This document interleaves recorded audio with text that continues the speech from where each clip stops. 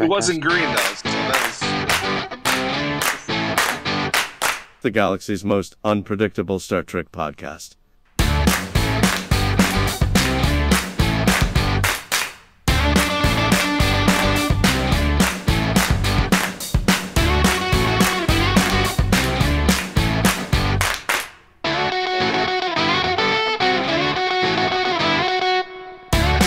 That's it.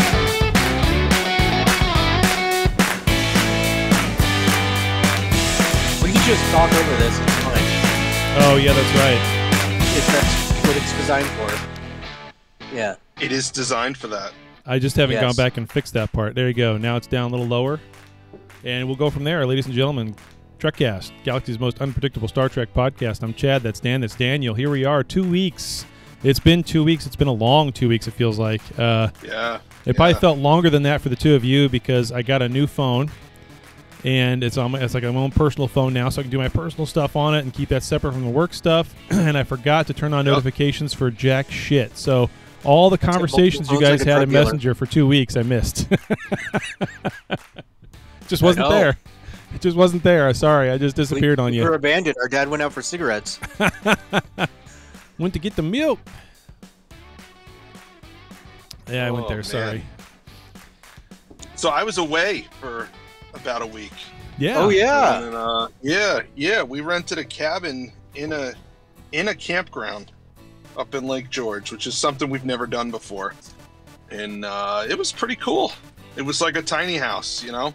It wasn't a cabin. It wasn't like a Lincoln Log cabin. It wasn't, you know. I mean, it was a tiny house. It had a porch. It had running water, electricity, central air.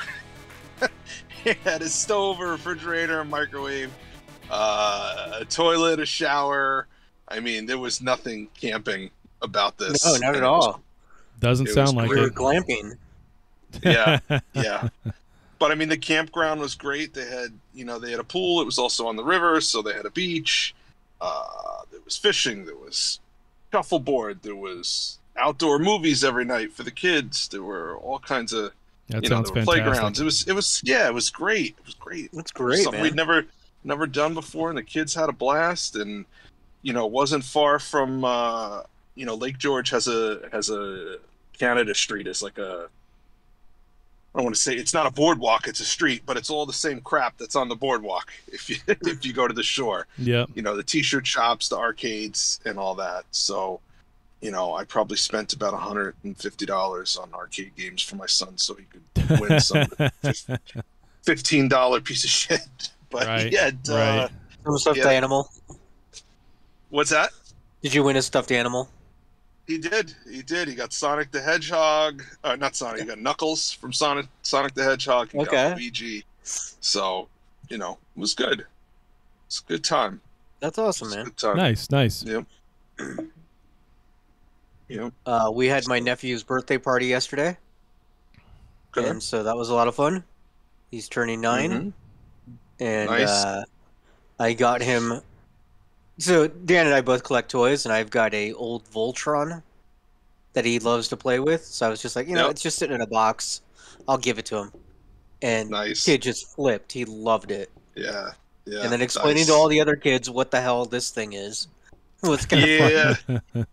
I remember when my son started school, and he's like, "Daddy, nobody at school knows who G.I. Joe and He-Man are." Yeah, I don't know, bud.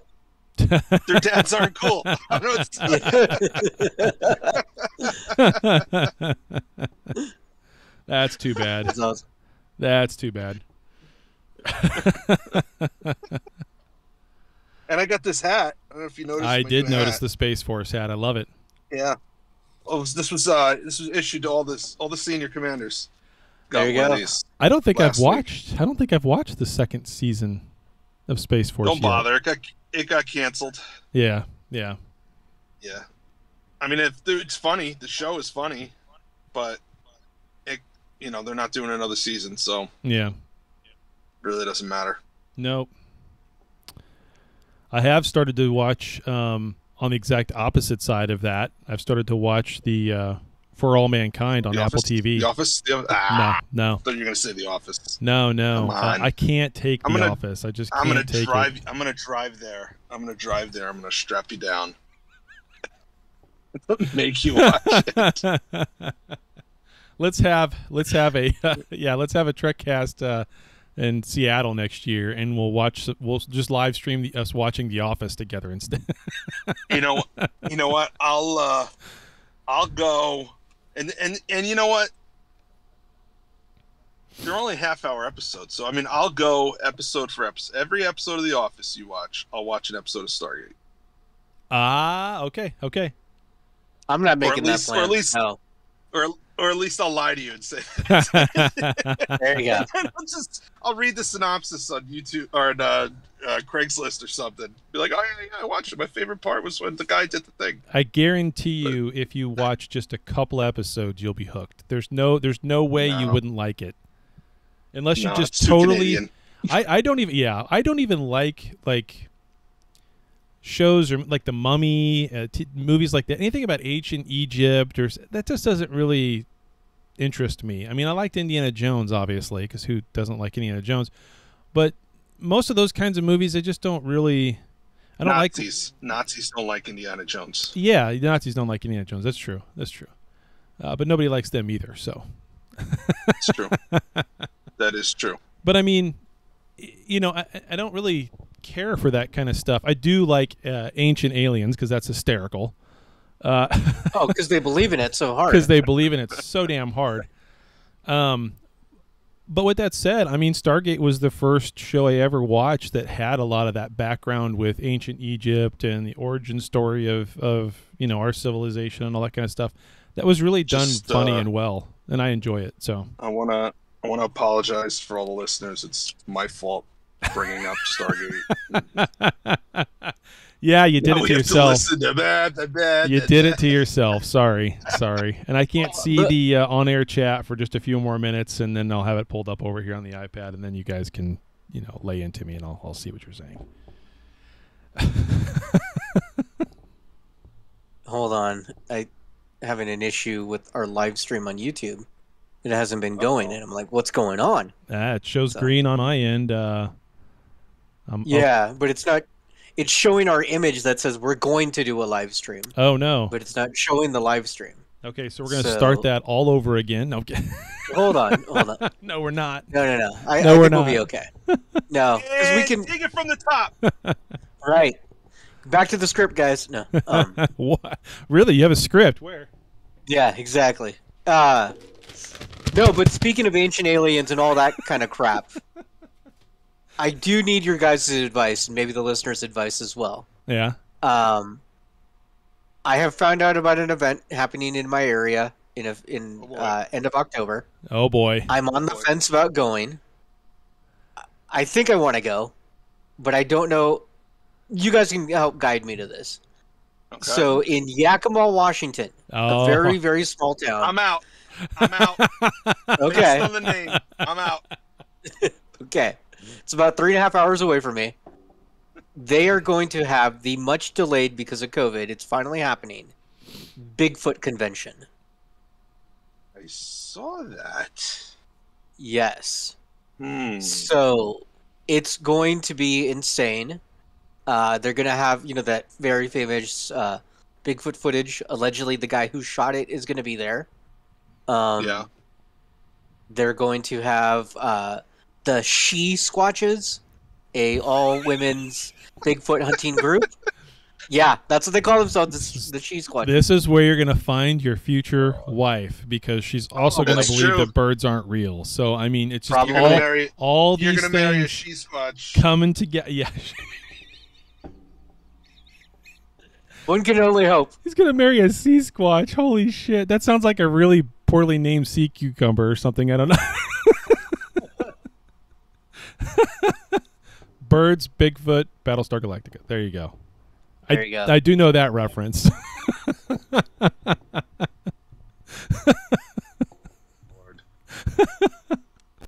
So here's what I want to know. If you go, there's something I want. There's something I want you to look for while you're there. What's that? What the hell is that? That's me. Sorry, I don't know. I hit the springs on my deal. Getting some static. Is that me or you guys? That's me. I know what it is. I got it taken care of. Oh. Okay. So I want you now to we're count. live on YouTube. Fixed it. Okay. So if you go to Bigfoot Con or whatever it's called, yeah. I want to know how called. many. Yeah. I want to know how many $6 Million Man references that you see there, because there are two episodes of the $6 Million Man that feature Bigfoot, and I don't know if he's plays him in both, but in at least one of them, Andre the Giant played Bigfoot. Oh my God. Well, they are going to teach you how to remote view, which I don't know if you guys know what that is. Oh yeah, Yeah, I know what that is. It's closing your eyes and pretending that you see something. Exactly. Exactly. Hey, so maybe somebody can find the Bigfoot. Hold on now. We're this is Trekcast. We're supposed to be we're supposed to be all inclusive. So when you talk about remote viewing, no kink shaming. That's right. No you what? See those fuselage. No what shaming? No kink shaming. Kink shaming. Yeah. All right. YouTube is up now, says Strongbeard, who is here now to make sure. He was over at YouTube. Yeah, he's watching YouTube now, but he's here watching us to make sure that I don't forget about his emails for like the third show in a row.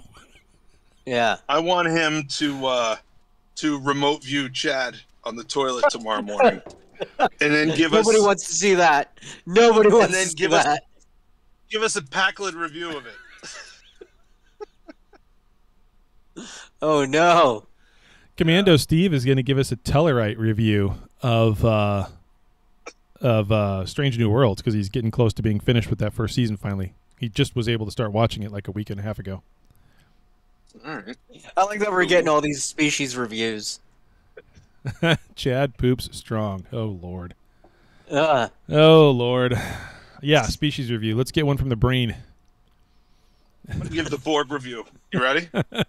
Yeah. Irrelevant. There you go. This has been a Borg review. I want the Tamarian review. Shaka when the. Oh. Yeah.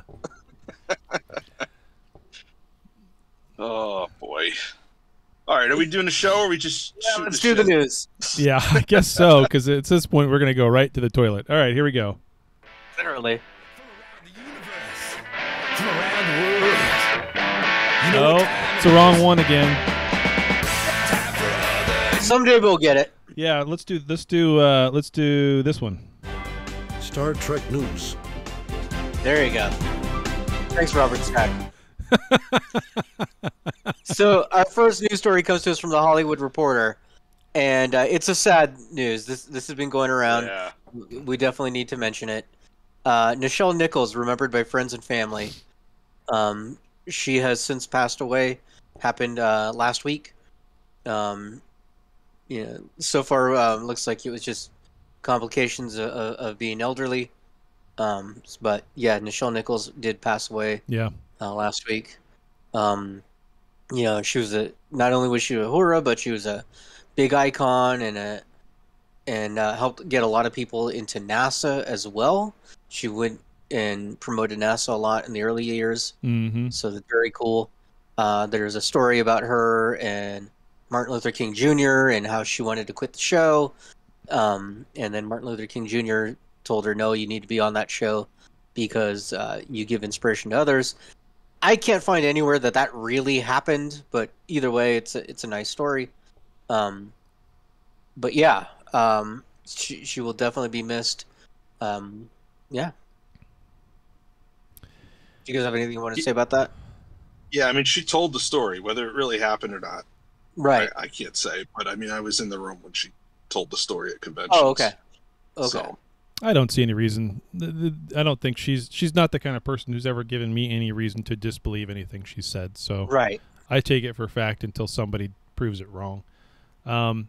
She's kind of, in my mind, she's a unique one of the original cast. Not from the standpoint that she's a woman and not from the standpoint that she's African American, But from a standpoint of, there was, maybe I'm wrong, but I don't recall there ever being any kind of controversy with her as just a member of the crew, outside of the obvious back in the day, kissing Kirk, all those kinds of things. But I mean, there was no kind of issues with her and the rest of the cast. There was no kinds of issues with her and fans. There's none of that like you get with Shatner sometimes. You never really got that with Spock, although there was a few things with Spock and Shatner, obviously, or Nimoy and Shatner, and sometimes with Nimoy and the rest of the cast because of what he wanted to do for the movies, right? And so, and of course, the Walter Koenig is not really a great actor, and all the other things that kind of go around. With Nichelle Nichols, though, it just, I don't know. She just seemed amazing all the way around. There was no, there's nothing you can't even like nitpick like, well, she shouldn't have done that, or or she shouldn't have said. There's like nothing there. I don't know. She's kind of unique in that way of the original cast, and it's really sad. I know in the past we've talked to some of the issues going on with her towards the end of her life with Angelique a few years ago. And the stuff going on there, and that was kind of tough. That was rough, and I hope that she's not in pain anymore. I hope that the family is able to, the family and friends that have been close with her over the last 5 or 10 years with her health and issues are able to find some solace in that, the fact that she's not in pain anymore. And it's a sad loss. It's a very sad loss. I can recall the day when Nimoy passed away. I know exactly where I was when I heard it on the news. I can still picture. I was in my car. I was in a Ford Fusion on the off-ramp of the I-50 here in my hometown when it came on the news. I know exactly where I was the minute it happened. And with Nichelle, I heard about it this week when I was on the road in Tulsa, down in Oklahoma. I can't picture exactly where I was, but I know I was on the highway outside of Tulsa. Not as a familiar area, but I'll never forget that. And it'll be the same way when Walter Koenig passes, when Sulu passes, and when Shatner passes. It'll be Shatner's not going to pass. Shatner's never going to pass. No, he sold his soul to the devil. He's looked the same. Amazon. He's looked this 1978. Yeah, I was gonna say he's looked the same for a long time. No, what's that Priceline? That's where he got his. Yeah. No, I think the word that comes to mind for me when I think of Nichelle Nichols is poise. Yeah, she was always. Yeah. Go ahead. I'm sorry. She's very elegant. Yeah. I just think, she'll definitely be missed. Mm-hmm. I've got a slideshow going up of some pictures for the live stream. Nice. I just went and put together while we're talking about this. And then, of course, you've got some different news stories that I can bring. Yeah, let's go to the next news story, and we're going to make a hard turn, but, it is what it is. So next news story comes to us from trekmovie.com, and if you're planning to go to the big Star Trek convention, the Creation one, in Las Vegas Star Trek convention at the end of August 25th, better hurry up and get your tickets because it's almost sold out, as is all of the Saturday tickets are sold out. So now what's only available is Thursday, Friday, and Sunday, or single day tickets. Yeah. Wow. So it's surprisingly popular. A couple years ago, this thing was... It's the big one, man. It's the big one. Yeah. Well, with COVID and everything else, and then now Paramount putting out their own conventions, everybody was kind of worried about whether this thing was on its last leg. But no. Well, I remember when we first tried to go. Yeah. And this was before COVID. Yeah. Like, tickets for this thing were on Groupon. Yeah. Because, nobody wanted to go. So, I mean... That shows you the new shows are getting popular and bringing in new fans. Yep. Or reviving fans. Reviving it, for sure. Well, the thing is with this one, I think the location makes a big difference as well. If you have someone and they want to go to this, let me put it to you this way. It would, if you're going to fly across the country to go to a Star Trek convention, I think it's a lot easier to convince your spouse to come with you if it's in Las Vegas than if it's in Seattle. Right. Because or even Chicago. The city but the city is the destination, not the event. Yeah. And I think that's why this one too. Yeah, I think that's why this one, gets big. I mean, I remember going The hookers are Star Trek themed. They are. But I remember going around the time that the JJ movies were being promoted, and it was just huge, and that was coming off a lull. So I think these things, they wax and wane depending on what's going on in the franchise. Yeah. So I think it's the fact that it's Vegas, it's post-COVID, people are, they're over it and they're getting back to their lives. Yeah. And there's like 15 new shows on the air right now. There's a lot. So I guess my question for creation and then Paramount is, with Paramount trying to do their own thing, what are they going to do in terms of promoting this? Or are they leaving it alone? Or are they going to try to stifle it and take it over at some point? They've already taken the ability of the naming away from them. Yeah, I think what they will probably do is repartner with them next year. Yeah, I think they're gonna see that this is a big one and this is a successful one, and it doesn't make sense to try and compete with it because they still have a presence at Comic-Con and other independent cons. Right. So right. I would disagree with you, Dan, and let me tell you why. Okay. Yeah. Most of these big studios and big conglomerates want their own thing. They don't want to fight for attention at big events like Comic-Con or an event that they don't control. So the easier thing for them to do is they do their own thing where they announce their news. But events like this one, the Las Vegas one, sure, the actors can go. They're free to do what they want, but they don't have to give them news. Viacom does not have to, or Paramount does not have to tell them anything. They don't have to put trailers. They don't have to put new shows. So, sure, go get your autographs, kids, but you're not going to get anything new. You have to come to our show so we can make our money if you want anything. Yeah. All right. Well, Which, I mean, we didn't hear anything about Discovery at the Comic-Con a few weeks ago. Months ago now. Yeah, whenever it was. I lose track of time. But remember, we thought even then, like, I remember us talking at the convention saying, oh, they're saving Disco for the Las Vegas one, probably.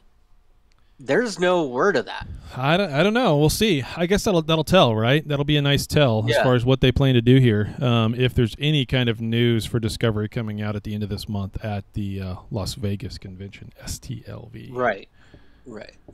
So. All right, and our last news story comes to us from Variety. Let's also talk about our Ferengi loaves and get our money, because Paramount Plus has topped 43 million subscribers in Q2. So yeah, that's paying customers. Yep, not bad. So that's a lot. Yeah, overall they've got 63 million subscribers, but paying 43 million. So if you want to do some math, Chad, average subscriber pays about $6 a month. $6 a month. 43.3. Yeah, 43.3 million subscribers. Average is $6 a month. How much are they raking in monthly? 259,800,000. I mean, that's not bad every month. Well, they've got the big three. They've got Star Trek, Paw Patrol, and Peppa Pig. So, I mean... You're not wrong. You're not wrong. It's the big three in my house. Anyway. Right. Right. You didn't even mention RuPaul. It's tough because I go to turn on Paramount Plus and I start to scroll and my daughter sees Peppa Pig. Ooh, Daddy, Peppa Pig! It's like, all right, well, I guess I'm not watching Star Trek. Yeah. Watch some Peppa Pig. There goes that. I'll watch it on my phone. Well, and then they've also got SpongeBob, Ninja Turtles. They've got some good IP. So yeah, they do. Yeah, so they're making just money hand over fist. So don't you worry about Paramount Plus; they'll be okay. But in comparison, something like Netflix has over 200 million subscribers worldwide. So Paramount still's got a way to go. Yeah. But they're doing it. So that's all the news. Okay. All right. Now we're going into our topic and then do feedback, right? That's our new order. Right. That's our new order. This is the order of things. I need an outline. Here we go. And I need to state exactly which button I press on the soundboard. Here we go. New topic. It's the main topic. I got no idea what that is. It's supposed to be Jeremy Irons, and for some reason I thought like a boxing ring bell for the main topic, like the main event. It's Jeremy Irons. It sounds like Allegedly. Hans Gruber. You're not wrong. Yippee-ki-yay, cowboy. Yeah, that was a terrible Hans Gruber that I just did. But anyway. I can't do accents, so I'm not going to try. No, it hasn't stopped you before. You just don't want you to. Maybe I've learned something, gentlemen. Maybe I've learned something. That's right. He's had 2 weeks off of no internet. Hubris. Sheer fucking hubris. Mm-hmm. Yep. If I had the clip of that where you could actually hear it better, I'd have it in the soundboard and I could play it, but that's okay. There's a meme going around that lady used to be in a Vulcan metal band in the 80s. Nice. Yeah. Called sheer fucking hubris. Probably. Spelt SHEAR. SFH! Logic is metal? I don't know. Metal is logic. Yeah. Yep. So, of course, our main topic. Yeah, what are we talking about? I know what we're talking about. I've got the image already up. The Orville. Season 3, New Horizons. Oh, my gosh. Orville. So, Chad, you're the latecomer. You just watched it all, right? I did. I just finished the season finale yesterday, and 3 days before that, I watched 2 episodes, and then, like, last week, I watched, like, a whole bunch. So, all right. The first episode of this season is just like Do what? The first couple of episodes were pretty. Yeah, it started slow. The first one made me not want to watch any of the rest of them, and the second one was about halfway through, and it was like maybe 3 weeks later when I finally went back to it to try to finish it. They're long, they're slow. Every single episode, even the ones I'm going to tell you I loved, were slow. The season finale was an hour and 20 minutes with about 20 minutes worth of commercials for me. So holy crap! They were all over an hour. Every single episode was Seems over like an it. hour. Seems like it. So, they were maybe they saved money by not having to do editing. But that's it. Yeah, but I mean, I will say this: did it all in one take. Yeah, the whole season, the whole was thing. One take. Yeah, it was 1 week. It was just 1 week. That's why they all look so tired in some scenes. I will say this though: if you get past those first 2 episodes, from there on out, it gets good fast and it stays good. Yeah. And the humor is there, but it's more subtle. It's not quite stupid slap humor. It's just more subtle. There are some which I liked better. I did honestly. too. I did too. Because it doesn't take you out of the show. Peter Jackson's editor, right? But no.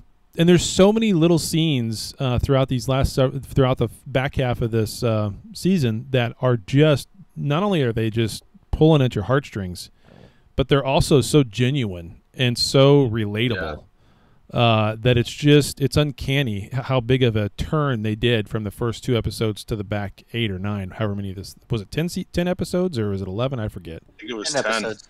10. So 10 episodes, 52 hours and 32 minutes to watch all of it. I mean, it's ridiculous. That's right. That sounds about right. Yes. So, but I mean, it's still good. It's still good. I really enjoyed it. And now I'm sad because I know it's going to be a year and a half, 2 years before we get another season, if we even do. If we do. If we do. If we even do. It feels like it's going to get canceled. I got to tell you, though, did either of you get the vibe like the final episode just didn't feel the same as the rest of the season. Nope, it did not. I got a vibe like they shot a 9-episode season, which maybe could have been 10 episodes, because any one of those episodes with proper editing, they could have split it up into 2 episodes. Right. So maybe they did shoot a 10 or 12 episode season, and then we're like, nah, we'll just keep them. We'll keep this story 1 episode. We'll keep this story 1 episode. And I felt like that final episode was, hey, we might not be coming back. Bring everybody back into the studio 9 months later, and let's film 1 more episode, and let's tie up a bunch of loose ends. This way, if we don't come back, at least there's a bow on it. And I got it from the very first scene. I felt that way. But the kicker was when Dr. Finn is talking to her kids about marrying Isaac. What's his name? Isaac. Marcus looks about 45 years old. He aged quite a bit between episodes. He's a teenager. He's a teenager, happens, and teenagers age so quickly, and he aged a lot between season 2 and season 3. But I'll tell you what, I finished season 3, and I watched that final episode, and I'm like, man, he looks older in this episode.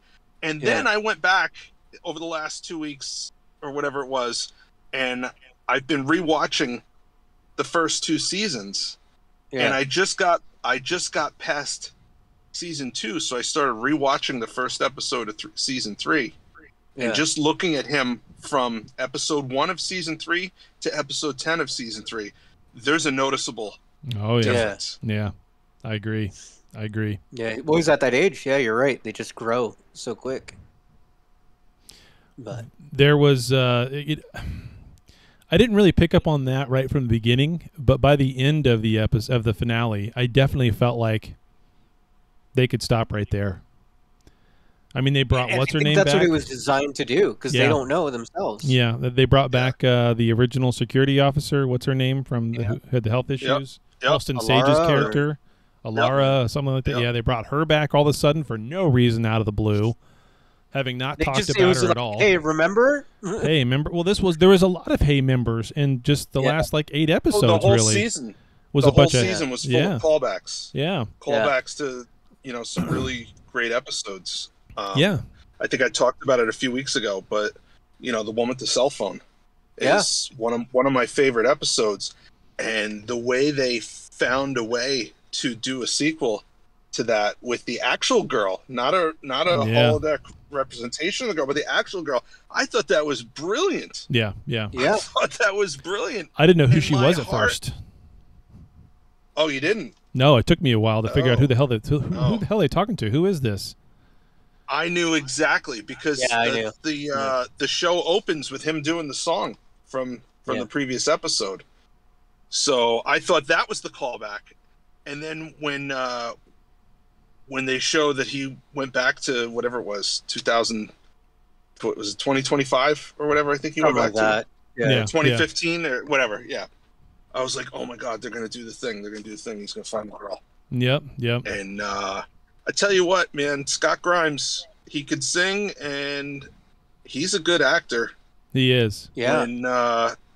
When Mercer told him, we're going to go back and get you, we'll see you in a little bit, and he was like, no, don't do it. Don't take my family away. Don't take my family away. Oh my God, my heart was aching. That was a tough episode. That he is the new Miles O'Brien. He is the Gordon Must Suffer character.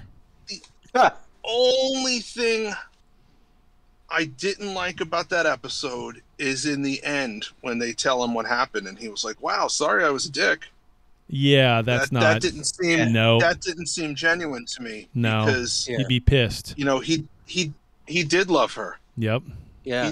The holodeck version of her, but he did love her, and we know that he's had some problems finding love. And I think if I was told, hey, there was this alternate timeline where you found the love of your life and you fell in love and you had 2 kids, but we took it all away from you. But hey, guess what? I'd be pretty pissed. That's the thing about that too that doesn't make any sense. Hey, guess what? Time is like a branch. It still exists. He's still there. Just because they went back and got him again before all that happened doesn't mean that didn't happen. It's called alternate. Oh man, the scene. So the scene where he's like, "No, fuck you. I'm not your helmsman. I'm not your lieutenant. I'm Gordon Malloy, and you're in my house. Get the fuck out of my house." Yeah. Yeah. Oh, it was so powerful. Yeah. I loved that episode. Yeah. I loved it. It was a tough one, but I liked it too. Yeah. I liked it a lot. I mean, the stuff with Brodus too, and in Kailan. Oh God. Yep. Yeah. That was pretty. This scene of them stripping down naked and chasing after one another so Bordis can take him was just too long, awkward on purpose, and hilarious. When they're standing all around looking at each other, waiting for them to stop their embrace, that was just freaking hilarious. I mean, oh my God. I was laughing so hard. My wife came running out like, "What the hell are you watching?" And I'm like, "I'm watching the last episode of the Orville." And she's like, "I thought that show wasn't funny." And I'm like, "You're missing it." I liked when he did the Elvis. Vulcan of Love is cracking me up in the chat. He says they take his leg, his wife, and his kid. Yeah, exactly. For Gordon, yeah. That's true. Yeah, that's right, Vulcan. It was the awkward end of a Zoom call. We done here? That's the thing about this last episode. There's so many scenes that not only are they funny, I know it was long and all that other stuff, but there's so many of these scenes that are relatable, like that one. That was one of the first scenes. I thought that was going to like take up the whole damn episode, and I was like, "Ah, shit." But no, it was like it happened really fast, and it was perfect. It was so relatable because it was like, I've known that feeling where you're just standing around like, "Are we done? What the hell's going on? Do we say something? Do we say something? That's do we how I not feel say at anything? every fireworks display. What do we Is do? this over? Or we... Yeah, and then Gordon's like, "Well, we should start clapping," and then everybody claps, and then they're like, "Okay, we're clapping, but they're still not done. Like, what do we do?" Like, it went on again. It was hilarious. Yeah. Then there's the scene. Then there's the scene where the three girls are sitting in Grayson's room, and they're just having wine. I love these scenes with them when they're just having their wine party and they're drunk and they're just gossiping like normal people, right? And Mercer walks in and says, "Oh shit, you guys are busy. I'm getting the hell out of here." And they're like, "No." And you know what? And that was to use a Star Trek term, you'll know what I mean. That wasn't season 1 Mercer. That was season 7 Mercer. Yeah. You know, you watch a TNG era Star Trek run, and the characters are unfamiliar with each other in season 1, and by season 7 they're a family. Yep. And that was Dad walks in and the girls are, having a private discussion, and Dad awkwardly turns around and walks Gets out. the hell out. But not only that, then it keeps going. It's like even more relatable because she's like, no, sober man, you answer this question. And he's like, I don't have any part of it. But then I do feel I was going to say, I do feel like they made Ed kind of generic captain. He lost a lot of his personality traits, his sarcasm, his goofiness. He grew into his role. I was going to say, captain. And that was the counter. You can argue that. Yeah, I see it that way, especially with what happened with the Kailan. He was involved in a lot of important shit over 3 years. Right. And it's like, I can't be making banana jokes all the time. Right. I look at it. The Orville is not the flagship of the Union, but it was involved in so much important stuff. Yeah, so if we remember back to the very beginning, he gets this assignment because people are sorry for him. Right. And he's kind of just totally effed up. He should have been captain already. He's basically they're just sticking him on a no-name ship with a no-name bunch of whatever misfits. And by the way, your ex-wife is going to be your first officer so that we can make sure you don't screw up. You screw up. And he's using humor and whatever to deflect, whatever pain or whatever issues or whatever problems he's had. And slowly, it's very slow, but slowly he gets to the point where he's at now, where he's still goofy, he's still funny, but he's more attuned to himself and those around him. And he's made that crew, and that crew has made him a better person, a better captain, and more. Well, if you remember even the doctor is there because she thinks that she'll be needed. Yeah. If you remember that line in the first Yeah. episode, that she goes where she thinks she'll be needed the most. That's right. But Yeah. but this season was it was just full of callbacks, and it was great. They even created their own callbacks, like very early in the season, where Malloy sends the egg salad sandwich 3 months into the future. Yeah. I just want to be really surprised when it shows up. And then he was, and it made his day. And then they're standing there, and this egg salad sandwich shows up, and everybody's like, "What the hell is this? That's my sandwich! I sent it into the future! Oh my god! Oh, this is great! Oh, my day just got so much better." And Lamar's just sitting there like, what the fuck is going on? This is the weirdest ship. He's just totally beside himself. He's like, God dang it. He grew on me a lot too. Lamar. Yeah. Yeah. I was never a big fan of him. His acting ability is, sometimes he comes off wooden, but Him dating what's her name, the security officer, though. Oh my god. Yep. He And just when the gets doctor Nearly dying every time. when the doctor comes to engineering and just lets him have it in front of everybody. And then he's just like, "What the hell are y'all looking at? Back to work." That was brilliant. It was great. When he gives Isaac that advice, I instantly flash back to Isaac in his stained underoos, sitting on the couch. It was hilarious. It's like, ooh, this is not going to go well. Then he instantly goes to Grayson and basically just asks her if she wants to have sex. Like, what the? Yeah. You know what else was great?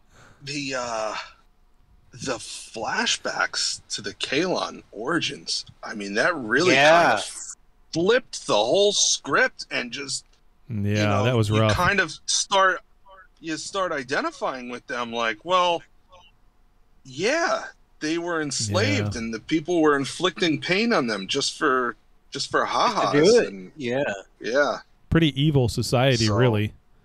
Yeah, and they went downhill really fast. Yeah. That was some strong stuff. It was good though. Yep. Yeah, it was good. It was good. Every episode I just wanted to had hear something like that. say, I want to hear Kailan say, "Hell yeah." Hell yeah. I just like that Isaac had literally invited the entire Kailan race to his wedding. Yes. That was hysterical. And they're so literally like, okay, we'll all come. Yeah. But I mean, really, that's a joke. That's a joke about weddings in general. That, you go to these weddings and it's like they invited the whole family. There's like 4,000 people here. This is crazy. Yep. Yeah. I've been to those. Yep. Oh yeah, that's a Mexican wedding right there. There's a million of us. So I've said it before about this show, and I'll say it again. The old formula works. Still works. This is the old Star Trek formula. This is the 1987 to 2005 Star Trek formula, and it still works. Very much so. I'm not saying I don't like Strange New Worlds. I love Strange New Worlds. Oh yeah.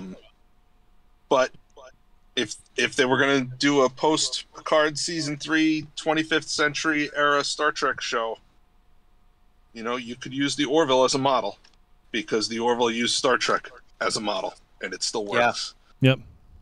So, and you could even have this level of the Orville. Yeah. Yeah, I mean, as long as they have, I don't want another season just for the sake of another season. If they have some ideas and they have some interesting stuff that they think they can do, then yeah. The Krill storyline is still hanging out there. Mercer's daughter is still on Krill. Yep. They're the Mocklins have left the Union. Yep. The female Mocklins are, still a thing. So they still have the super weapon against the Kailans that the Kailans still think they need to take care of for insurance. Yep. or to just go back to what they were doing. It's not a total done deal that they'll never attack the biologics again, you know. Mm-hmm. And they could always bring back they could always have a different alien race too. I mean, it's not. Yep. We don't know that many. We don't know a whole lot about all the total. You know, there's a lot in the union we don't know about that they don't cover. But we need more Dan. Yeah, where'd he go? Lieutenant Dan. I just love this elevator music. He was there. He was around, there, but he wasn't. More of him. Yeah, he never talked. You want a 3-episode Dan story arc. You want to know his backstory. You want to know. Yeah. We want to see. We just want to see him go on like 6 speed dates in a row where he talks about the elevator music each time and it never goes anywhere. Like he has a line he uses every time. Do you want a Dan spinoff or a Dan miniseries? The Adventures of Dan. Well, if they're gonna Dan could be their Barclay. If they're going to take all their cues from what Star Trek's done, they could just make some Orville shorts. They could probably just make those out of the outtakes. I want Dan Hawaiian Vacation. You know, I rewatched the other 2 seasons. You remember the one with the alternate timeline where young Kelly goes back and doesn't take the second date with Ed, and it changes the future, and the Orville's not there to stop the Kailan, and now there's this. Yeah. Okay. So in that timeline, there's a different captain of the Orville, and you don't meet that captain, but they reference him by name, and he's Captain Griffin. Okay. Like Peter Griffin. Like Peter Griffin from Family Guy. They should get Eddie Griffin to play him. The comedian. Who? Eddie Griffin, the comedian. Who's Eddie Griffin? He's a black comedian. Yeah. Oh, okay. Yeah, looks just like Peter Griffin. No. Not at all. Not at all. The chickens are his nemesis. Yeah, there's a race. There's a race of intelligent chickens he has to go fight. Oh boy. From the big chicken. Yeah.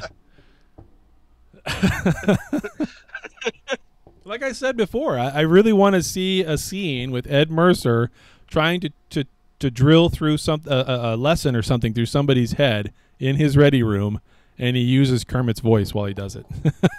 There you go. I want someone to say Duty, and he goes, Duty. Yeah, yeah, just out of the blue. Duty.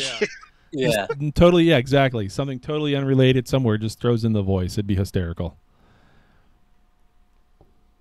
I thought some of the scenes with that girl from the voting planet, I forget her name, but that was tied into this season finale as well. Yeah. You know, letting her go back or not, I was kind of like, can you not like read right into her face that she's gonna try to take all this shit back and do it, you know, and bring him up to the kind of level that the Orville's at, like. There's no way she's not going to try to do that. I thought that was kind of odd how they went ahead and took her to the shuttlecraft and we're going to let her leave. And then she just turned around and said, okay, I'm going to stay. They knew that if she had anything with her, the sensors alarm thing would go off. True. Yeah. True. The shoplifting, it's the Coles shoplifting alarm went off. That's true. You need to let the kid do something wrong in order to bust the kid. True. Yep. True. Right. Yep. True. But then all of a sudden, there she is at the wedding, and it's like, oh, she decided to stay. So yeah, well, she doesn't know anybody. Of course, she's going to the wedding. Yeah. Right. What else is she gonna do? Yeah. So yeah, that's another loose end. I kind of thought when she was gonna seek asylum or whatever, and she was gonna stay there, I kind of thought there'd be something between her and Gordon, but they didn't even ever have a single scene together. Yeah. And then there was this scene that is now apparently just going to be gone forever when Kelly and Bortus are trying to rescue Topa. They look like they're going to lean in for a kiss at one point. Right. I mean, it was on their faces. So, and now that's gone. I didn't get that. Yeah, I definitely felt that during that scene when they're on that barren planet or whatever trying to go in to rescue Topa. The like 16 minutes worth of them traveling through a desolate land. I mean, literally, there's like 16 minutes showing different scenes of them trying to sneak up on this base. I mean, they apparently parked on the other side of the planet to walk the rest of the way. So, it's kind of weird.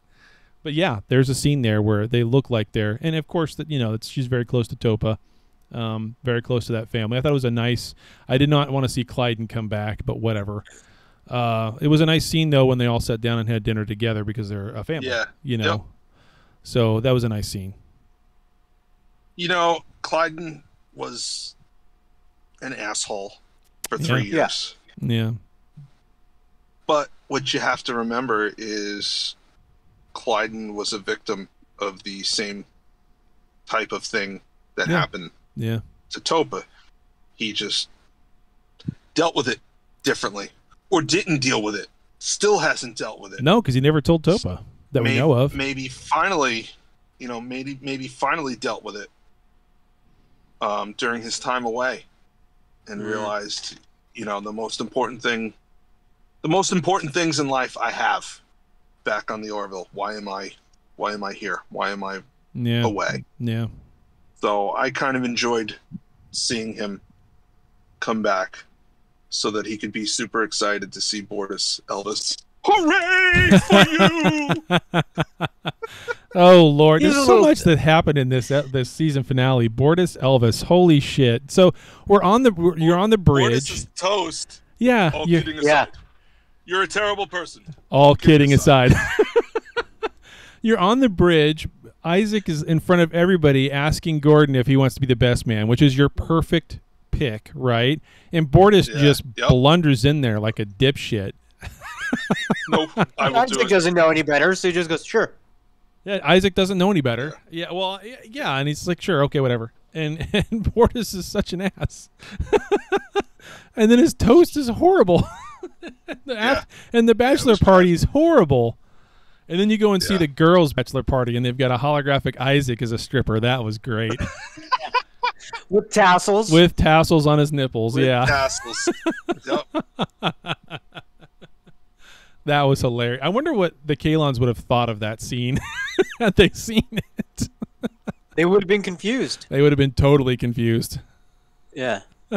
What purpose does this serve? Why do you put clothes on Isaac? Yeah. Actually, they would have said it so. Why do you put dead animal skin on Isaac? Right. That's how they would put it. It's hilarious. Bortus Elvis. Good Lord. So, all in all, scale of 1 to 10, how do you rate the season? I would say a 7. Ooh. I wouldn't go that low. It's not a 10 because it's too long.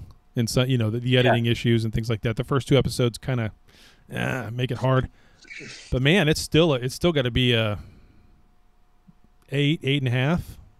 I don't want to give it a 9 because that seems too high. But man, 8.5. Anything lower than that would seem like you're putting it down. It's good. It's really good. That's exactly where I was thinking. It could have been a 9 for me, but they're all too long. Yeah. You need to trim them up. If they had trimmed them up and made them fast, snappy episodes, it would have been a 9.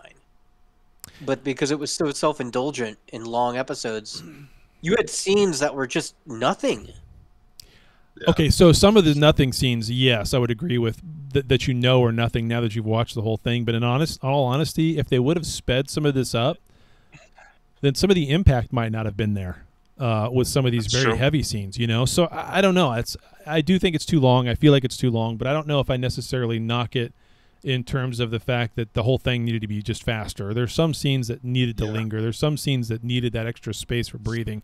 And maybe that's what they were thinking. I don't know. Because they had their ability to do whatever they wanted with the Hulu stuff. So, I can't believe I forgot about it. When Bortus, when the guy is interrogating Topa, and Bortus comes in. Oh man. And just beats the shit out of the guy. Yep. Yeah. And then stabs him in the eye with the krill taser staff or his only eye. Yeah. Oh my God. As a father, I was just like, yes. Yep. Yes, that right there. Yeah. Yep. The reason why I harp on the editing and why it needed to be trimmed up, there's an old saying in screenwriting that a story, like, how long should my screenplay be?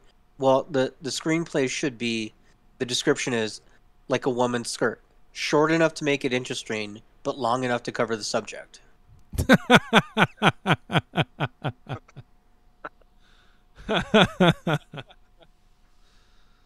It's pretty good. I like that. Agreed. Yeah, it's tough though. I mean, this isn't network television, so Right. Yeah. Good season overall. It's a different medium. You know, a sitcom is edited one way, an hour-long drama is edited another way, an hour-long drama made specifically for streaming is edited a different way. Totally different. A movie that's going to the theater is edited different than a movie that's going straight to streaming. The Snyder Cut was 3 days long. You know? Right. Yeah. But it was a better movie. It was. They're both trash. They're both trash, but the Snyder Cut's still better. It's okay. They're probably going to reset the entire universe in a few years. They probably will. That's They fine. kind of need to. That's They've fine. totally fucked it They up. need to. So let's talk about the one character in this season that we lost, who at the beginning of the season I did not like at all, and that is Charlie, who grew on me quite a bit as the season went on. Yeah. And she came to kind of accept, Isaac as Isaac. You can kind of see that coming in the final 3 episodes, and then of course she dies in the second to last episode. So that's too bad. But yeah. Not one of the main characters, but still, we lost one. Yeah, she was pretty good. It kind of, I don't know, when they introduce a new character just for the purpose of killing them off, it kind of, I don't know. Yeah, I don't know. Yeah, it was a whole season, though. It was a whole season, though. No, it doesn't. But then again, it was for a whole season, right? And as opposed to here's a new character, and 30 minutes later you're dead. And we get to see her character arc, true. And then come to find out that she was in love with that friend that she lost. Well, no wonder it's more than just a friend, It's a whole nother thing, right? So, and the way that they did that and developed that was, I thought, Himmer, exactly. We lost Himmer in the first season. So, good one, Lumberjack Daryl. But, it's tough. I don't know. I liked her character. I thought we were going to see more of that if there was another season. I think that's the biggest takeaway from all of this that makes it rough is, are we going to get another season, and how long is it going to take until we get it? Because right now it looks like we're not. Right now it feels and looks like and sounds like we're done, which is too bad. Right. Which is too bad. So, who knows? Maybe they'll do a spin-off movie 3 years from now. When I watch this show, it makes me wonder. It makes me play what if in my head, because if you remember originally, he pitched to Paramount. He wanted to do a Star Trek show. Yep. And when they wouldn't go for it, he retooled it and made it this. And I can't help but wonder what it would have been like if it was a legitimate, bona fide Star Trek show. If it would have been better, if it would have been worse. I don't know. Oh, it would have been better than Discovery. So I know that, but so I mean, in that light, it would have been better overall. Yeah. But yeah, I think it would have been good. I would say, I think it would have been good, but I think there would have been a lot of hate for it because he would have changed so many different things that people would be like, Star Trek shouldn't be goofy. Star Trek should be fun or serious. Yeah. Like, I could just see the internet freaking out. You're gonna let the Family Guy do Star Trek? Are they gonna have random references to nothing that mean nothing for a joke? Yeah. Who knows? Okay, so we, I think we've concluded our conversation about the Orville. Does that still feel good, gentlemen? Yeah. All right, we'll move on to the feedback section. Here we go. Listener feedback.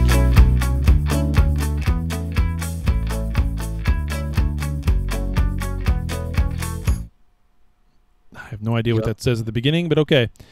Listener feedback. I can barely understand that. Okay. So over on the coffee account, we did get a donation 13 days ago. Mike Medina bought us some coffee. Thank you, Mike. So looks like he's on a subscription. That's cool. Thank you, sir. That's our only one from over there. And then we've got a whole bunch of emails. Yes. Strong Beard. I'm going to get to your emails. I'm sorry, dude. Pulling those up right now. Give me a second. Are there any other feedbacks over on your end? So no emails. Let me check the Facebook group, because I did put that we were going to be talking or recording today. So let's see, what do we got here? Facebook does like their comments so weird nowadays. It's very frustrating. Yeah. Yeah, no, nothing there. I'd put that we were gonna be on the show, and that you know, people wanted to put questions they could. Oh wait, that's not on that one. No feedback.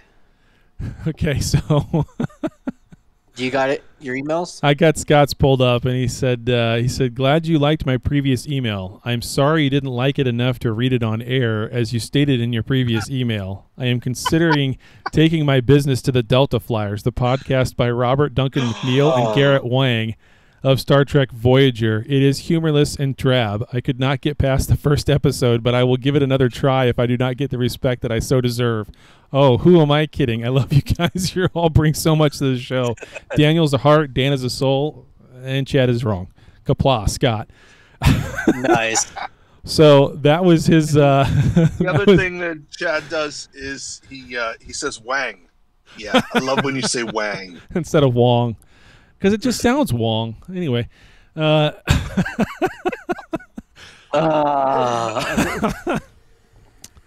So, no, he did send an email all the way back on July 11th. Welcome to August 7th, ladies and gentlemen. And I told him, I said, oh, shit, I was tired. I'll read it on the air. And then I didn't. So that was his response. Here's the original email from all the way back on July 11th. He said, Chad, in light of your recent confusion, I thought I would clarify some things for you. I am Scott, not Gentry. Though mixing us up may be a compliment to me, it is no doubt a Dyson sphere size insult to Gentry. Please apologize to him post haste. You remember when I got these two confused on the voicemails?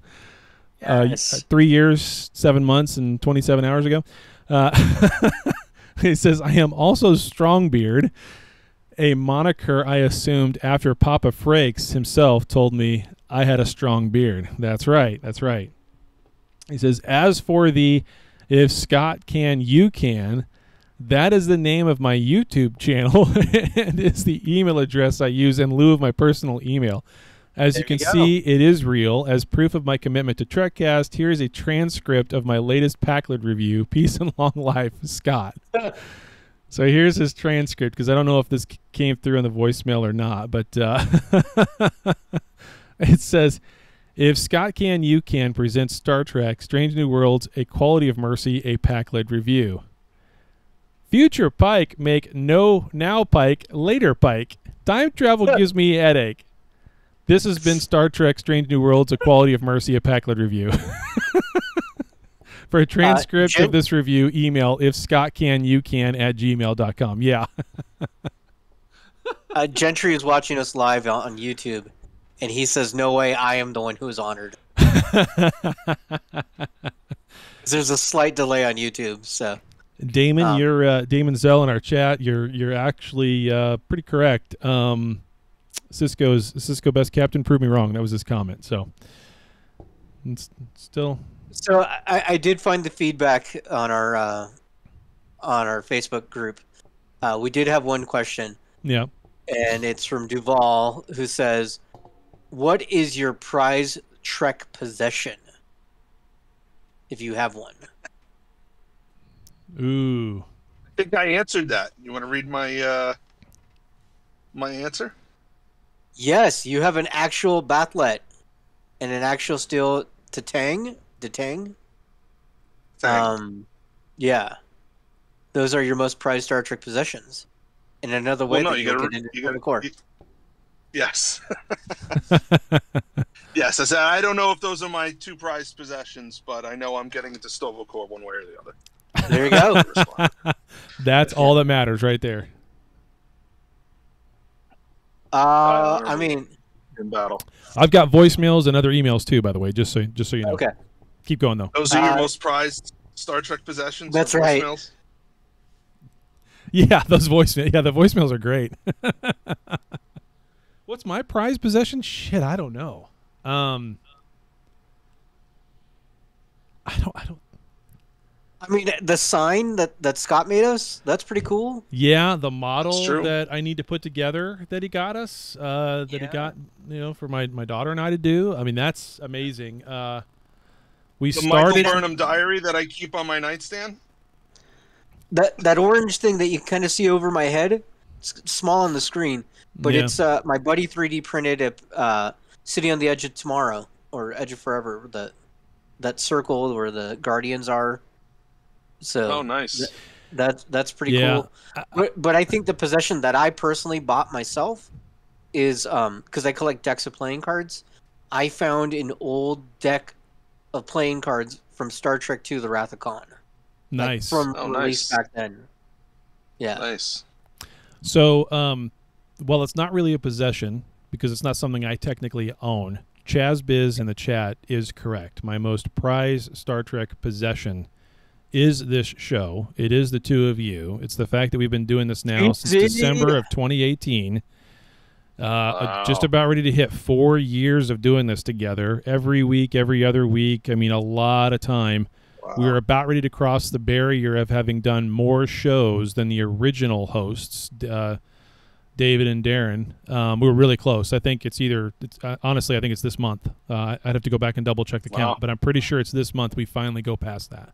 We're 4 years into our rookie year. We're 4 years into our rookie year, yeah. So, and I mean, it's our show. We've made it. We've grown it.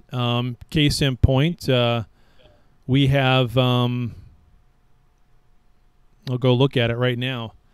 We are number 114 of all podcasts in this country. We are ranked number 114. Can you guess which country it is? Germany. Uruguay. Germany's close. It's not Uruguay. It's Belgium. Oh, dang. Number 114 in Belgium. And that was as of the 4th. And then I've got another one here where, because we kind of come and go out of these top rankings sometimes. But where's the other chartable I was looking at where we were like 99 in Germany? Oh, wow. Yeah. Nothing there. Guten Tag. Yeah, at one point, know what that means. At one point, we were in the top 200 of Denmark, Austria, South Africa, and Germany, all in the same damn week, and that was when I think the season ending of Strange New Worlds. Were we so high in South Africa because we talked about District 9? Maybe. Is that why? I have no idea. I don't know how those algorithms work. I really don't. Yeah. So I do have an email from Gentry. But actually, it's a sound clip that he turned in. So now I've got to go over to my emails and see if I can pull it up and get this sound clip to come in, because it's a new clip that needs to go on the soundboard. So just give me a second and I'll find it, because it really does. Gentry says in the chat that his prized possession is the Q action figure in Judge's robes that he was given to by friends. Oh, nice. Nice. Oh, and see, this thing needs to, look at these. Everybody's putting up their signed. It's awesome. That's cool. That's awesome. That's a good. Yeah, it was a good question. Good stuff. Okay, so this is a perfect sound clip for us, by the way, because of specifically what's happened in this episode. Let's see if you can guess what the title of this sound clip is, what it's called. How did we even get here? We are way, way off course. Engage the main topic tractor beam.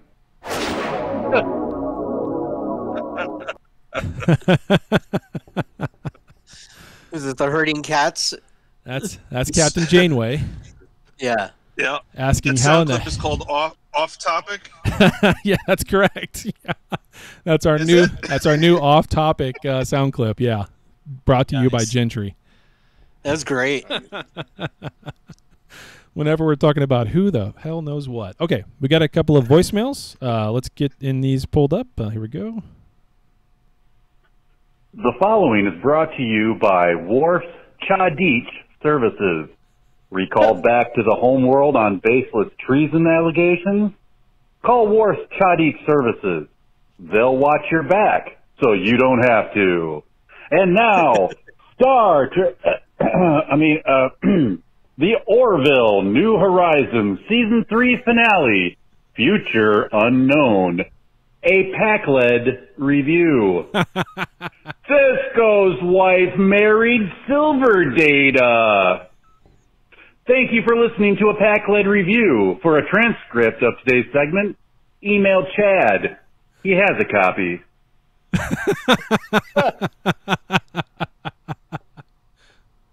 Very good. Excellent. That is Cisco's Cisco's wife. I completely forgot about that. I mean, I knew it, but I just didn't think about it in terms of this episode. Brilliant. Silver Data. Silver Data. That's what it is. Oh, man, I love it. I love it. So July 14th, is that too far back, or did we play that voicemail? I feel like we probably played it. Yeah. Who's it from? It is from... I don't know. I have a phone number here. I don't know. Backup Boys of Street Knowledge. Does that ring a bell? It's 1 minute and 24 seconds long. Well, if it's something we've heard, play it, and if we can cut it off. Backup Boys. You are now. Oh, that's totally different. Never mind. Yeah. I know what that one was. That was the trolling I got from Rambo. Okay. That's right. You almost did it again. I almost got trolled a second time. Oh, man. Okay. That is it on the emails. That's it on the Chartable. I know. Oh, here we go. Yep. I've got the email now with the actual transcript. Nice. It was yesterday that he emailed it. I just didn't see it till now. It is hard for me to go through. I have so many Gmail email accounts. They all get thrown together. It's getting stupid. Email hard. Yeah, Chad, I do. Need help. That was a pack-led review of you whining. Yeah, thank you. I'll stop. Yes, I'll stop. yes. I'm gonna shut up now. Okay, so different question. Have you guys seen the new Predator movie, Prey? No, I have not. Hulu. No, I have not. Dude, it's so good. It just looks like another Also Ran to me.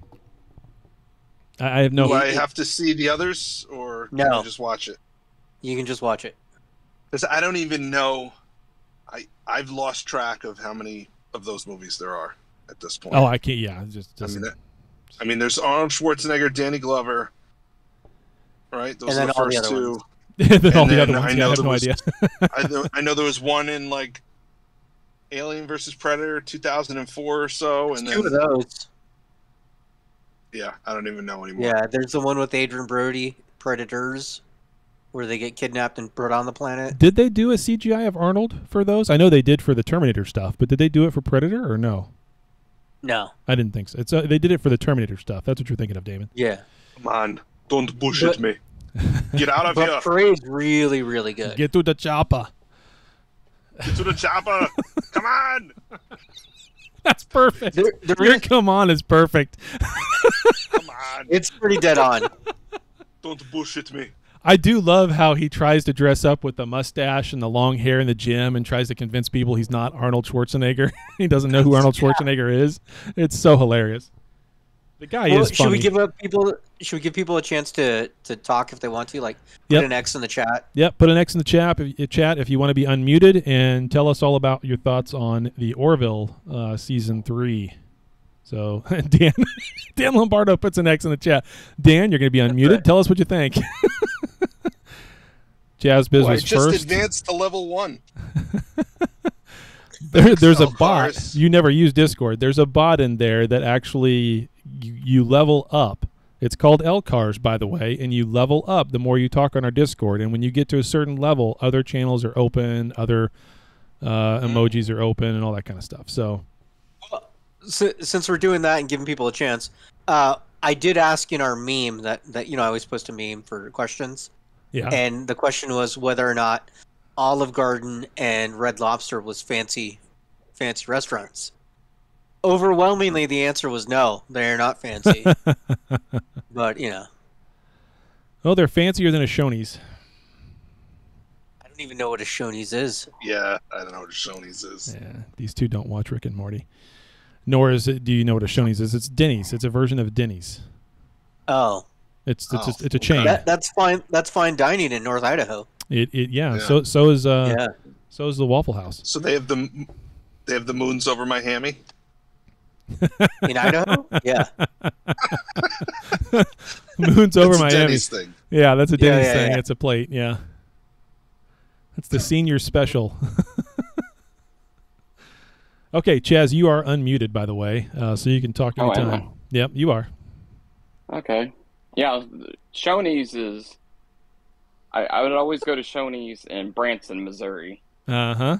And they always had the breakfast buffet. And so, like, my parents would never take us out to eat as kids, so that was, like, fine dining for me as a child. So like, Olive Garden was, like, top-notch as a kid. Yep. Freaking out. Why do I have 2 forks? This is just madness. Yeah. Olive Garden, Olive Garden and Red Lobster were the places we went on Easter Sunday for dinner with the whole family. Yeah, that's fancy. That's fancy. Because in Oklahoma, we didn't get Red Lobster or Olive Garden probably till the late 90s. And the first time I went there, I was like, wow, I never had lobster before. From the tank out front in the lobby. Yeah, I know. It was really cool. You just see the little lobsters floating around, and you're like, well, I guess I want that one, you know? I did have a coupon, Vulcan. I did have a coupon when we went. I still have a $100 Olive Garden gift card I haven't used because my whole family here, the wife and kids, are all gluten, celiac disease, so they can't have gluten. So we're not going to Olive Garden anytime soon. My grandma, bless her heart, didn't know any better. So you sell it on one of those gift card exchanges. I could, yeah. Yeah, there's websites where you verify that it's actually real, and then you can sell it for, you know. Yeah, see, every year that's what my sister gets me for Christmas is a $100 gift card to Olive Garden. My wife and I are like, you know, it's like, give us like a movie ticket or something else, or just $100. Yeah, or $100. Yeah. Universal gift card. And the funny thing is, she probably borrowed the $100 from my dad, so really it's coming from my dad.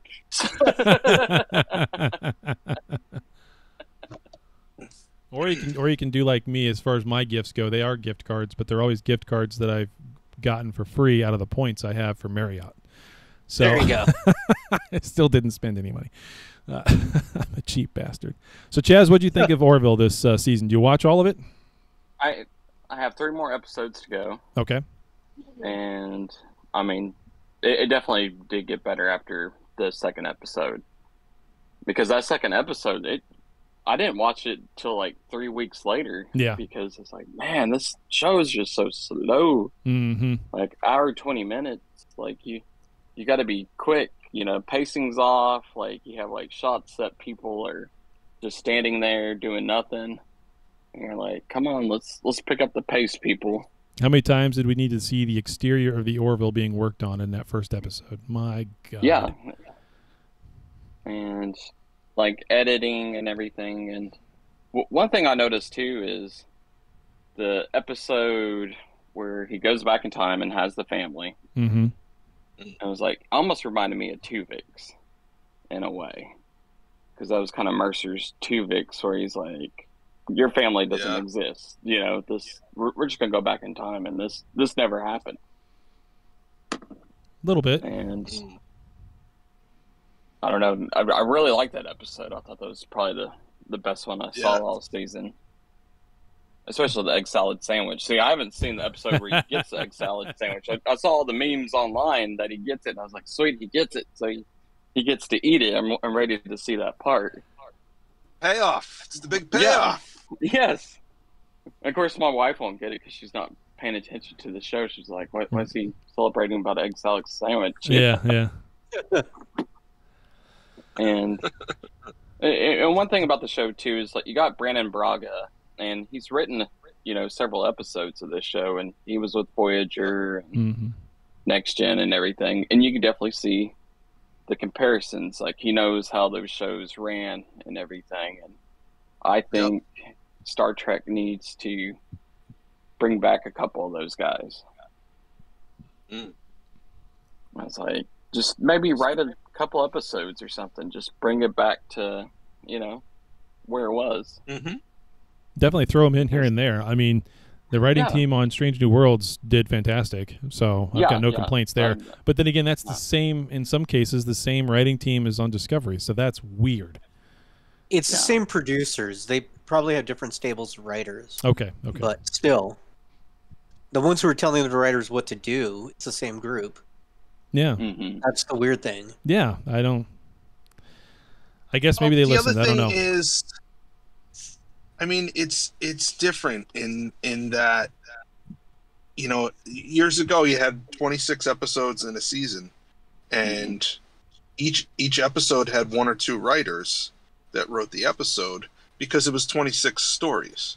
So now when you have one story over 10 or 12 episodes, I mean, really, how many, there's no writers for individual episodes. And if there are, it's because this writer was given 1/12 of the big story and told, okay, we need some fluff to fill this out.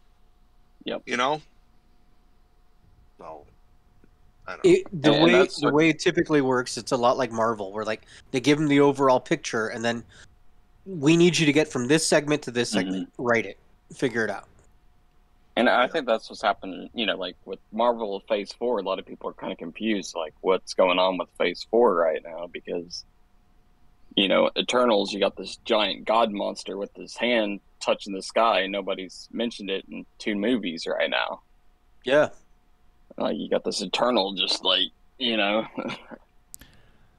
I can't follow weird, any of the current Marvel stuff. I just watch the individual movies and be like, huh, and then whatever. I just can't. Yeah, can't wrap my head around I watch it. the shows and follow it, and it's just kind of, I don't know. It's almost too many storylines right now.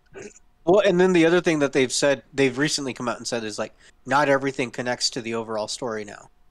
So some things are just that makes it even more thing. confusing in my mind, honestly. Exactly. It just, they had a perfect formula. Just keep doing that. Like, I don't understand. Well, see, I kind of like the Batmans where it's really not connected. Like the new Batman I really liked because it's not connected in that DC universe, and they can make a Batman film. And it's kind of cool, even though you're going to have Ben Affleck as Batman in the new movies, but you got a different Batman. If that Flash film even exists. Yeah. Yeah, that's his Batgirl got. Yeah, Zaslav. Yeah. He has the band hammer on, and maybe he needs to come to Paramount. Everybody's freaking out that they shelved that Batgirl movie, but here's the thing: people have been complaining for years that DC is putting out crappy movies. A new guy comes in and says, "This is a crappy movie. We're not putting this out." And now people are like, they're not going to put it out. They're not going to put it out. Yeah. I was just reading. Like the Flash. What are they going to do with the Flash right now? I was just reading that they said that Shazam 2 has similar scores, test audience scores, to Batgirl. Oh, God. But so far, Shazam 2 is going to be released. So, but they spent a lot more money on Shazam 2, and, it's got a lot of CGI, and it's a big spectacle, so that's probably why. Well, I guarantee they're doing reshoots and stuff. Probably. Because the quote was that we've seen Black Adam, we've seen Flash, and we've seen Shazam and Shazam 2, and they're great movies, and we can make them even better. So that says to me they're going back. They're going back. They're doing reshoots. They're going to use Flash's story to reset a bunch of things and send them in a new direction. And hopefully that includes dumping the turd who's wearing the yellow boots right now. And finding someone who's not a total wackadoodle bird. And they already have a person. I love that technical term. Wackadoodle. Yeah, they already have a person for that, for the Flash. They really should just use Garrett. Grant? Or Grant, yeah. Is it Grant Gustafson? Yeah, is that his Derek. name? Or Derek, or Find Joe, a guy or on the Bill, street or named whatever. Garrett? No, just the guy from the television series. Page, they were trying to do on Facebook to replace Ezra Miller. No, I don't know who, but yeah, get somebody else. Just find an unknown who can act and who looks the part, or just CG in the face like they did the mustache on you know what? Cavill. It's just like CG your face and it'll just be kind of blocky, you know. We'll have the bring in Jeffrey Combs. I was gonna say everybody loves Idris Elba. Just make him the Flash. Yeah, God. yeah. Little old, needs to be young, but hey, anything's better than Ezra Miller right now. Oh yeah, for sure. Yeah. I was like, Kevin Hart. Make Kevin Hart the Flash. Kevin Hart. Oh God. You've already got The Rock. Might as well put the two of them together. Oh my gosh. It'd be Short Flash. Yeah, I want it now. That's great. Short Flash and Black Adam. Holy crap. Yeah. See his little legs running and everything. How do you run so fast on those little legs? Shut up, man. All right, well let's move on to the next person. All right, Chaz, thanks for coming on, man. I appreciate it. Thank you. Yeah, appreciate all the feedback as always. I didn't see anybody else X up, so he might be our only one. Unless somebody else wants to X up, that might be it. So, all right. Gentry says Jeffrey Combs belongs to Star Trek. We don't loan him out anywhere. That's true. That's true. Fair enough. That's fair enough. Yep. All right, well, I guess that's it for feedback then, unless somebody else wants to X up. Right. But I think that was a good. We went at an hour and a half, so good length to show. Is there anything else we need to cover? An hour and a half. Yeah, we went about the length of an episode of the Orville, so I think that's fitting. With no commercials. That's true. We never have gone back to throw a little bit of commercials in here anywhere. We haven't done that. So. Patrick says we love you, Belgium. Oh, Lord. All right. So I guess that means we're going to be back in 2 weeks, right? Another 2 weeks? Yeah, all right. 2 weeks. 2 weeks it is. What's coming up on our schedule over the next couple of weeks? I know we've got Lower Decks coming up at the end of the month. Lower Decks is at the end of the month. Yep. So by the time we come back on the air, we'll probably be a week away from Lower Decks coming on. It'll be... We'll come back in 2 weeks and then start again weekly after that. Because Lower Decks starts on the 25th. Cool. So... Awesome. And who knows what we're going to talk about in 2 weeks, because that's the way this show goes. It is the most unpredictable Star Trek podcast for a reason. I mean, we'll probably just preview Lower Decks. Probably preview Lower Decks, go over Lower Decks, maybe have a little round table or something. After that, so. Yeah. We will figure it out. With that, that is it. All right. We need a new outro. Well, there you have it. Another episode in the can. Check us out at trekcast.com. Also, if you would, please subscribe to us via iTunes. Leave those reviews, subscribe to us, we'll get some numbers, get up the list, get more listeners, do more shows, have more fun. But for now, we're all done. So live long and prosper, and we'll see you next week. 2 weeks. Ghosts. Someone.